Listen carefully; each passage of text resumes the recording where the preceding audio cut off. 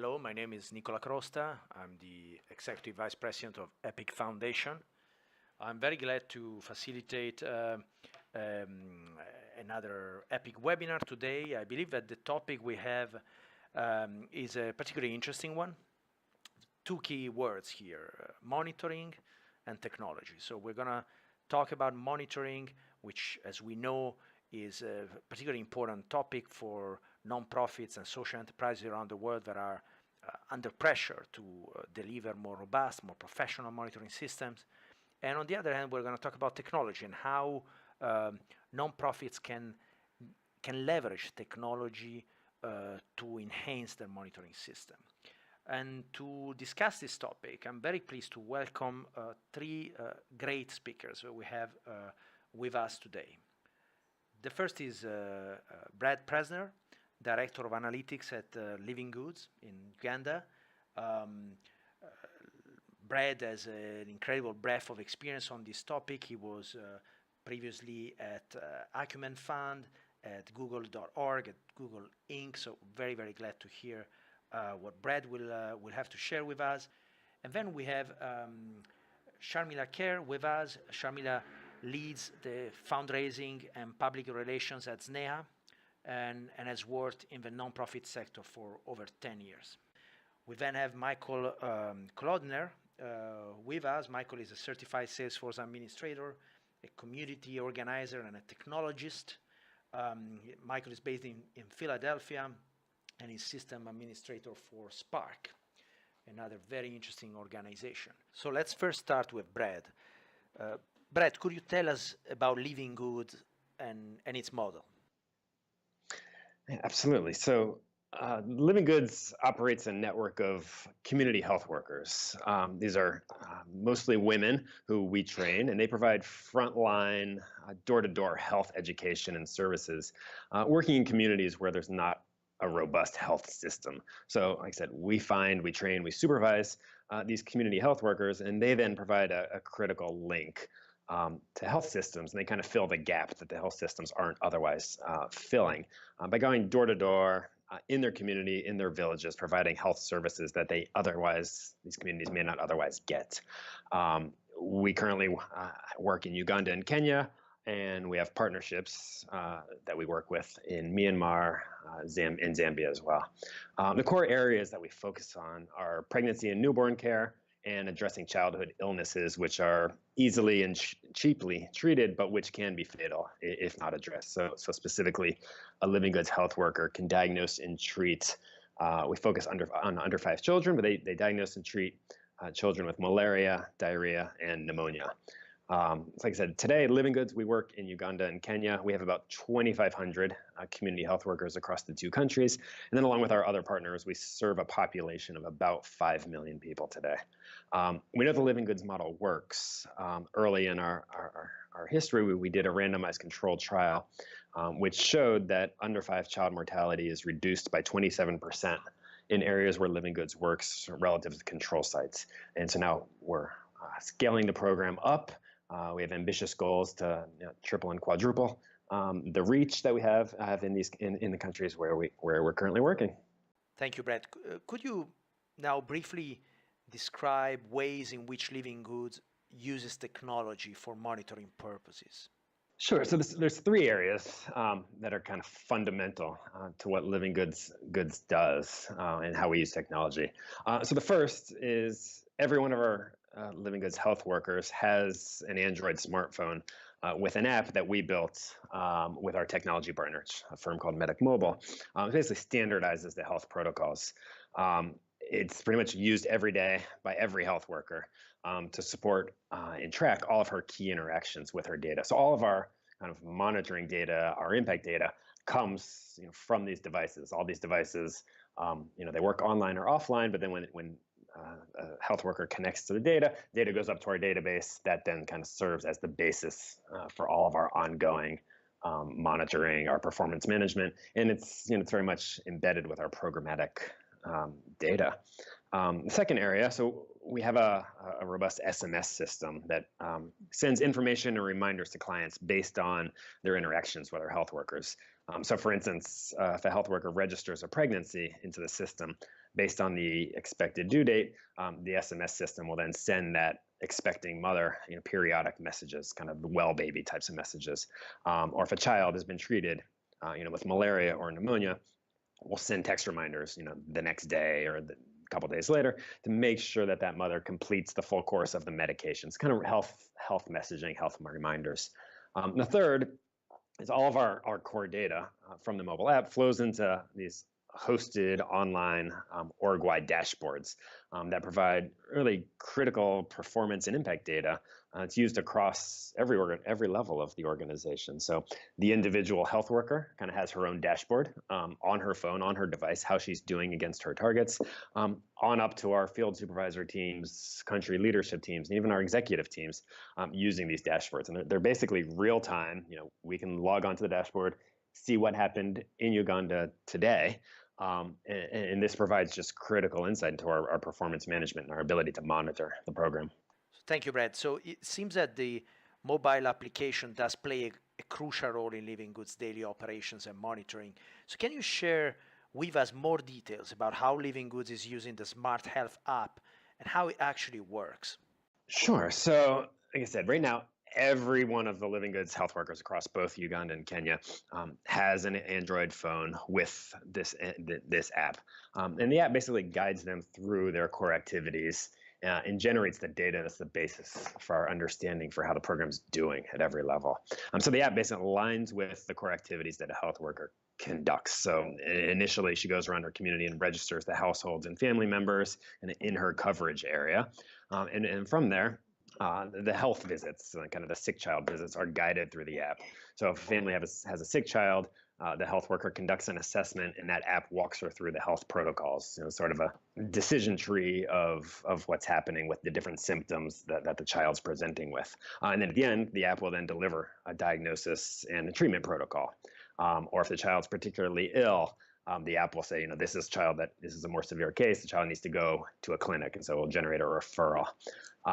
Or when a CHP meets a new pregnant mother, she registers the information about that pregnancy, which then generates a series of antenatal or newborn care visits. So it's kind of a schedule of activities. So the app actually has a tab on it, which has a set of tasks. It's basically her to-do list that are automatically generated by the app. So if the sick child had to go to refer to a clinic, the app will give her a follow-up task for the next day or 2 days later to do a follow-up visit. And then that activity then gets recorded, and how the child's then doing, and if they're doing well or if they're not doing well, kind of guides that health worker through that whole process. And then lastly, like I said, this system is sort of the basis of how we manage the performance of our program. It feeds all of the data, comes from the phones into the central hosted database. That feeds our dashboards. That feeds the dashboard that a CHP has, where she knows how to do it, how she's doing. It informs field supervisors, how their team of health workers is doing, who's struggling, who needs help, who they need to go spend time figuring out what kind of support they need. So kind of all levels of the performance management kind of come from the app itself. Thank you very much, Brad, for your great insights. So now we'll hear from Sneha, a great organization in India, also supported by Epic. And Sneha also uses technology for monitoring purposes in a pretty interesting way. So thank you very much for being with us, Shama. Shama, can you give us a short introduction on what Sneha does? Sure. So Sneha is an 18-year-old organization that has been working with women and children in the urban slums of Mumbai predominantly. Sneha works typically on 4 key issues. We focus on maternal and newborn health. We work on the issue of child health and nutrition. We work on the issue of adolescent health and sexuality. And the 4th large part of our work is the prevention of violence against women and children both. Just to set the context, Mumbai has over 14 to 16 million of its population residing in the slums of Mumbai. And Sneha has its task cut out quite interestingly, with a lot of work to be done on the ground, because a large urban population does reside in the slums. And a large part of those populations have a large percentage of women and children, and that is our key focus area. In our work over the 18 years since Sneha started, we've been able to help almost 37,000 women have safe deliveries within the care of an institution. We've been able to reduce and prevent malnutrition with over 25,000 children who are under 5 years of age, the age when they're most susceptible to malnutrition. In terms of violence, it will be surprising, but the percentage of violence in urban slums is 35% across Mumbai. We've worked with about 33,000 cases involving both women and children alike. On the issue of sexual and reproductive health, it's a very less attended to situation in Mumbai and in Maharashtra, particularly because the government is not very much in favor of promoting sex education through schools. But our sexual and reproductive health program has reached almost 13,000 young persons between the age of 11 to 24 years. We pride ourselves on partnering with the government and not create separate infrastructure. So, in our partnership with government, we've helped and trained almost 6,000 government health workers and police who work alongside with us on the violence program. All told, the total population that we reach directly is the numbers that I mentioned before, but indirectly we reach about 7,60,000 population across Mumbai. So Sneha has got an extensive palette and a large repertoire of work in the urban slums, especially with women and children. Thank you, Shama. So let's come to technology. How does NEA use technology, particularly for monitoring its actions, its programs, its impact? Yes, so Sneha made its foray into the use of technology in late 2012, early 2013, when we first started using data collection tools through smartphones when we were doing our urban malnutrition program. But after that leap of faith, which was about 5 years ago, we've since diversified and we use a lot of technology across our programs. I would like to highlight three instances where we use technology very, very effectively. One is the use of ComCare, where we do data collection for the urban nutrition program. The second one is where we are doing the data collection for the prevention of violence program through our work with what we describe as the Little Sister application. And the third, which is a new foray that Sneha has made, given the fact that we hold a large repository of data, is where we've included business intelligence as part of our outcomes. And everything that we do at Sneha is mapped out on this software called Tableau, which allows us real-time analysis, and it also allows us to do a lot of sharing of all the data that we have in the public domain. So these are our three large technological innovations that we pride ourselves on. Thank you for sharing, Shama. So today it would be great if you could focus on one of the innovations that you have mentioned, the Little Sister application. Can you tell us more about it, and how does this application help to prevent violence against women and children?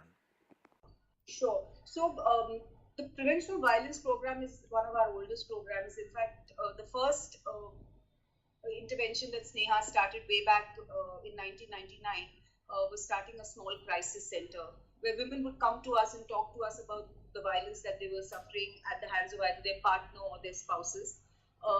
Starting from there and leading up to 2017, we've addressed, as I described, several cases of violence. But somewhere about 2 years ago, we realized that unless we sort of wed technology with the human approach and addressal of violence, we're not going to be able to give long-term sustainable solutions, which is when we introduced what we described as the Little Sister app. I like that name particularly because Little Sister in the vernacular means Choti Behan. Choti Behan means somebody who's there by your side and who will stand up and for you if you are in trouble. And this is precisely what the community volunteers, or Sanginis as we describe them, do for us in the community. As you know, violence in India is very, very rooted in the patriarchy that persists within our society. Therefore, it's vastly invisible, it is unattended to, it is unrecognized, and it is tolerated, and the most common form of violence that we find in our communities. We wanted to bring this out there and make it a public health concern, which is why we decided that we will go ahead and use technology. To tell you simply, what we do is we've armed some Sanginis in the community with smartphones. The job of the Sanginis is to play the role of vigilante in the community. So the minute they see an episode of violence within a community, they press an alarm button on the phone. The alarm then hits our server within our offices, and depending on the severity of the violence, for example, if it's eve teasing, then we will have a slow escalation. But if it's a case of gruesome physical violence, then we will have a faster escalation, and we will involve community, the counselor, and the cops to actually address that piece of violence. What the Little Sister app has done, apart of the fact that we are able to sort of grab data much faster than we could do before, it's also improved the reportage of violence. People are more comfortable about reporting violence because the victim is not reporting the violence, it's the community who is reporting the violence. So it's served a two-pronged purpose. One is the community is taking ownership of the violence that exists in the community. Two, we are trying to reduce the load on the cops who had to rush in for every case. So what we're trying to do is we're doing a staggered approach. We're trying to step in as much as we can, and unless we feel the police need to intervene, we involve them only at a later stage. We've seen an accelerated increase in the amount of cases that are getting reported and the speed at which we are able to actually alleviate the woman's stress or the tension that she's suffering on account of this situation. Thank you very much, Shama. Really impressive to hear how Sneha is able to leverage technology to address violence against women and children. So now we'll hear from Spark and another innovative use of technology for monitoring purposes. So like our previous speakers, Michael, could you please start by briefly introducing Spark's work? Absolutely. Thank you for having me. I'm happy to be here. So Spark is a self-discovery and career exploration program for middle school students. We know statistically that 13-year-olds from underserved communities are on a very different path than their more advantaged peers as they get ready to enter high school. So Spark's program is tailored to meet the needs of young adolescents. We try to unite businesses and communities to show students what's possible for their unique future. Students travel to nearby workplaces from their school, and they meet one-on-one with a mentor who guides them through weekly skill building and career exploration activities. And then they put together a project plan that they will present to their peers and their families and the other mentors at the end of the program. We are a very technologically savvy organization. Because we have a direct social service model, our use of technology for monitoring is really more about using technology to organize our data, report on how things are going, and of course, alert when there's problems. So that sort of structure is undergirded fundamentally by using Salesforce to ensure that all the regions in our program, which is national, have a reliable and structured single source of truth for all of our program information, from contact information to student and mentor skills and interests, mentorship project plans, the results of surveys and assessments. Everything is in Salesforce. We know that that's the place to turn for all that information, and then the national leadership can see all of that information in one place. So we use technologies at Spark really in three ways, I would say. We use it for collection, we use it for matching, and we use it for monitoring. So when it comes to collection, that's speaking about collection of information in all different ways. We collect applications from mentors directly online. We have form assembly, which once that form is submitted, puts the data directly into Salesforce. And one of the biggest sections of the application asks about mentors' workplace skills and personal interests. You can imagine there's quite a few questions there, and it would be seriously a pain in the neck to data enter all of that. So it's great that we can collect that information all directly into Salesforce. We also collect project plans. Again, this is through form assembly. We have a form in which mentors and students work through a process together to design their final project, and they enter that into this project planner that we've created.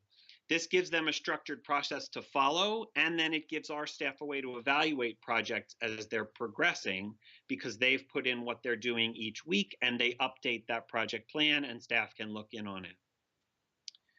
As far as matching, so this, and I'm going to talk about this more in a bit, I think, this is where we collect the students and the mentors' interests, and then that allows us to collect, or to calculate rather, a matching score of how those interests align between the mentor and the student.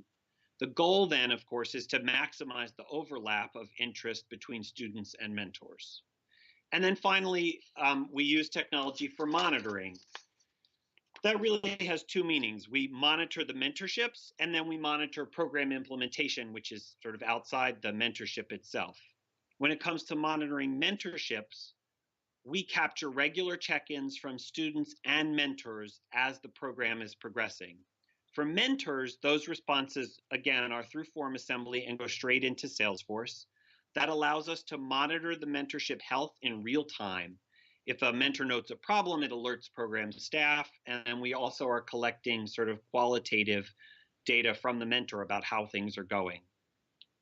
We're working on expanding our system of monitoring to have a way for field staff or volunteers to be able to capture real-time qualitative data as they visit student and mentor pairs, but that's still sort of being built out as we figure out what is the best way to be able to capture that if staff are walking around, but volunteers are not people who necessarily have access to technology. So we're still working.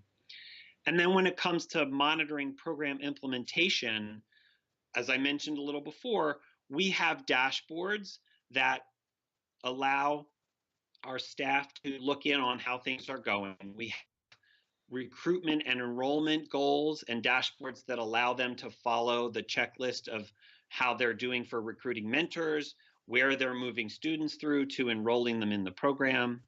And then we have, once the program has begun and mentorships are underway, we have dashboards by which program staff can monitor how many mentorships are in the green zone, meaning the reports from students and mentors are all going well, how many are in the yellow, and then the ones that are in the red that really need an intervention because students or mentors are reporting problems.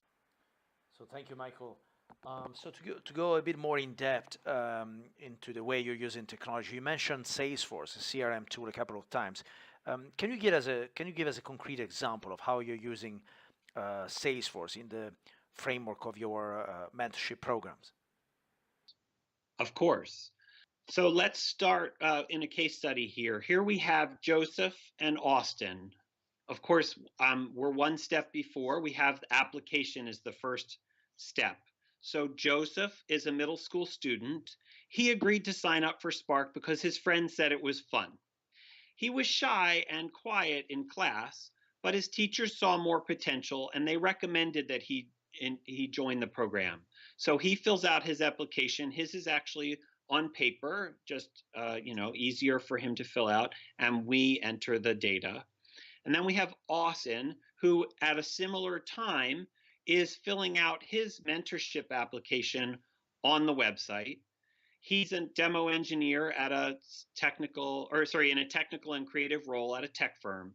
He fills out his mentorship application, and among others, he noted that his skills included public speaking and communication. So we have a shy, quiet student. We have someone who has skills in public speaking. So we've built a user interface that allows our staff to look at a student's reported interests and their notes from interviewing the student at the same time that they're looking at the mentor's interests. So here's a partial view of what we see for the student when we're thinking about matching. And you can see, although I'm sure it will be small on the screen, you can start to see some of the information about Joseph. And these would be on the same screen together, but down below, and I know this is very small because it's on a slide, but down below you have information about the possible mentors. And this can, of course, scroll to many more mentors who are in that program. This allows our staff to look and see who might be a good match. The match score is a calculated comparison of students' interests with mentors' interests and job skills. But we also have the qualitative information. We have a mentor's favorite activities. We have some fun facts. We have their previous experience with youth, age, and gender. And at the top, of course, you saw before, we had the students' information, the students' interests. So this allows us to leverage Salesforce to make it more efficient for our staff to see the best matches, sort through the possible combinations, for an entire class, and then make those matches. As you can imagine, before we built this user interface, it was a very tedious, very crazy manual process with giant spreadsheets with colored boxes and possible permutations. I'm sure some of the regions probably did it on giant whiteboards, and this has become much more efficient thanks to leveraging the technology. So once the mentorship match has been made, Joseph and Austin are working together.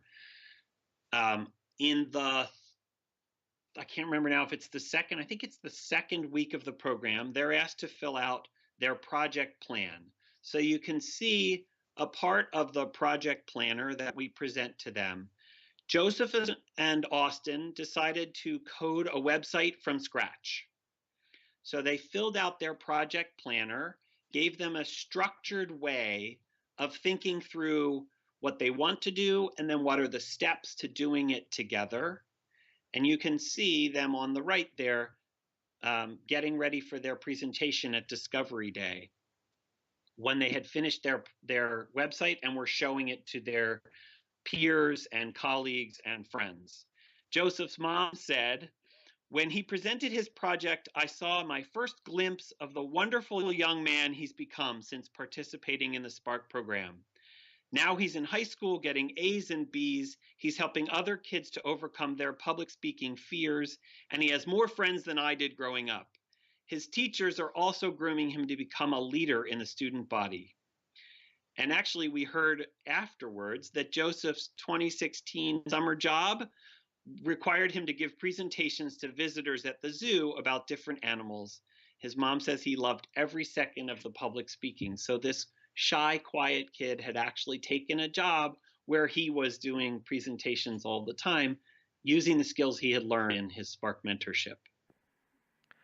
So we've now heard about 3 different ways in which technology is smartly used to support monitoring and other key functions of nonprofits and social enterprises. So there's one more question I would like to ask to each of our speakers today. So if you could give one piece of advice to another nonprofit on how to leverage technology, what would that be? Brad, please go first. I think at Living Goods that our use of technology has been successful because we didn't necessarily envision it just for being monitoring.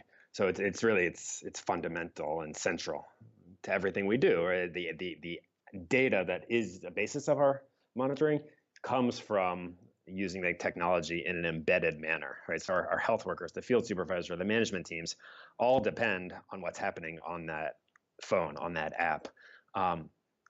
So yes, the tools have increased our ability, our capacity to do monitoring. Back when we were paper-based, data would take a long time to flow. There would obviously be a lot more prone to errors. But I think the ability to better do monitoring is more of a byproduct of the technology being embedded in our programmatic activities, rather than really being the impetus for deploying the technology. So we didn't build the technology so that we can better monitor. But the better monitoring is a byproduct of it. So I guess if I had to sort of sum that up into a piece of advice, I would say that the technology itself should also be useful for the programs, the operations, what you're doing on the ground, and not just something that's going to be a standalone technology that's separate from core programs and not embedded. For me, that's the reason why technology is important for Living Goods. One other comment. It's a little separate, but if I said say one thing, building and deploying technology, always going to take longer, cost more, and take up more bandwidth than you think. So when you're planning for it, budget for more of everything. Shama, what piece of advice would you like to share with us today? I think when Sneha actually first made its first foray into technology, we did it with a lot of baby steps, simply because we were so used to working with our heart that, applying technology which involved using the head was seeming like some sort, like I said, a leap of faith. But as the years have progressed and we use more and more technology in our work, we realized that there has been tremendous time saving. Duplication and replication of data has reduced considerably. We have cleaner data, there is lesser contamination. we are able to produce data in real time, which means that other stakeholders are also able to view our data. And I think overall, the accountability towards the beneficiary as also to our work and all the stakeholders who are involved in the change has increased immensely. For any new NGO who is trying to make a foray into technology, the only piece of advice that I would give representing Sneha is it's a leap of faith worth taking simply because in the long run it's going to lead up to robust and more stable reporting and more sustainable and more secure practices for your NGO. Thank you, Shama. Great advice indeed. Michael, please share with us your final thoughts.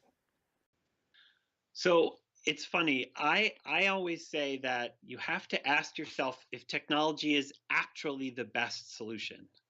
You know, we want to be able to bring our program to students without making technology access a barrier. And I say it's funny because I'm the technologist in a group of young tech savvy staff, but I often find myself advocating for pencil and paper. The perfect example is parent forms. You know, we don't know what kind of access to technology the parents of our students have. We can probably assume that a lot of them have a cell phone, or their student or their child has a cell phone. But the reality is we are much more likely to get compliance if we send home the parent application forms as a piece of paper that the student is going to hand to their parent, and the parent just has to pick up a pen, fill it all in, send it back to school. We've eliminated, therefore, any technology as a barrier. We know everyone has access to a pen and paper. We know that we can translate those forms if that's needed in a particular school or for a particular student. And we can sort of hope for better compliance than if we were to send home a note with the student asking the parent to go to a form online.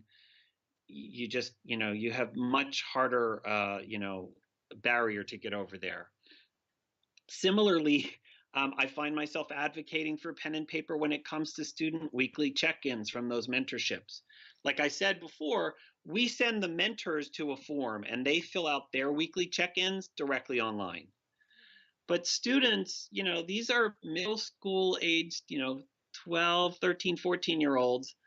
It's the end of the day. We've put them on a bus and taken them to a mentorship. Now we've gotten them back on the bus and we want to get their reflections. Most of them are probably holding a cell phone. It might have data access, although we don't know, and they may not want to use their data if it's limited, and they may not want to tell their friends it's limited. So we can't be sure they're all going to be able to do it online. But if we hand out pieces of paper and a pen, we can require them back before that kid steps off the bus. So we know we're going to get them. And then, yes, we have a little bit of data entry, but we've lowered the barrier and we've ensured that we're going to get the data we need. And then finally, I think the important thing to think about is, when is human engagement the right solution? You can't underestimate that need for human intervention. This is a social service field we're working in. The technological success really hinges on access and engagement. Student and parent access to computers can be a problem, and we know that. And so we'd much rather use the technology we know we can count on, whether that's a cell phone to make a phone call and speak to the parent, or whether it's the paper that we send home. But ironically, I, as the technologist, find myself often saying, maybe technology is not the solution. Let's just go with what works. So thank you so much, Brad, Shama, and Michael, for sharing your experience and perspectives today. So we have heard about three great organizations, Living Goods, Sneha, and Spark, and how they leverage technology. We hope this content will be useful for other nonprofits and social enterprises around the world. So thank you very much again to our speakers. Thanks for listening, and please do join us for our next EPIC webinars. Thank you very much. Goodbye.